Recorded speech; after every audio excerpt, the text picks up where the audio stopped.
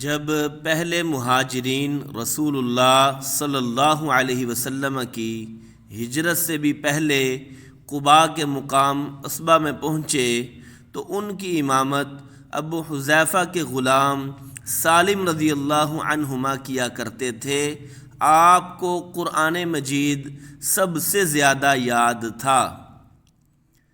رسول اللہ صلی اللہ علیہ وسلم نے فرمایا کہ امام لوگوں کو نماز پڑھاتے ہیں، پس اگر امام نے ٹھیک نماز پڑھائی تو اس کا ثواب تمہیں ملے گا، اور اگر غلطی کی تو بھی تمہاری نماز کا ثواب تم کو ملے گا اور غلطی کا وبال ان پر رہے گا۔ عبید اللہ بن عدی بن خیار حضرت عثمان غنی رضی اللہ عنہ کے پاس گئے، جب کہ باغیوں نے ان کو گھیر رکھا تھا۔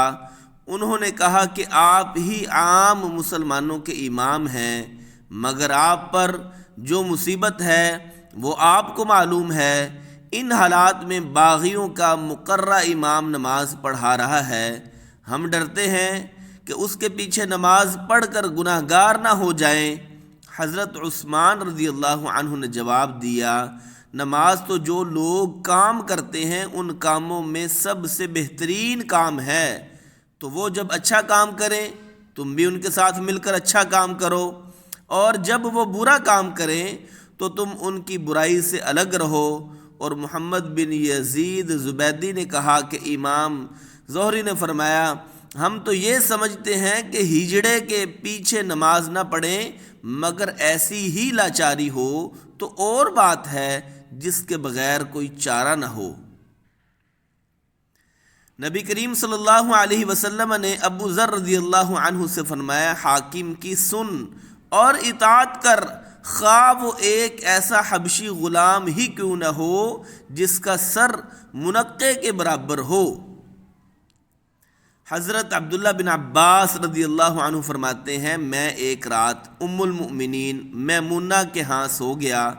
اس رات نبی کریم صلی اللہ علیہ وسلم کی بھی وہیں سونے کی باری تھی۔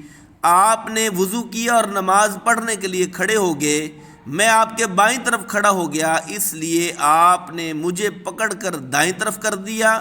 پھر 13 رکعت وتر سمیت نماز پڑھی اور سو گئے، یہاں تک کہ خراٹے لینے لگے۔ اور نبی کریم صلی اللہ علیہ وسلم جب سوتے تو خراٹے لیتے تھے۔ پھر مؤذن آیا تو آپ باہر تشریف لے گئے۔ آپ نے اس کے بعد فجر کی نماز پڑھی اور وضو نہیں کیا۔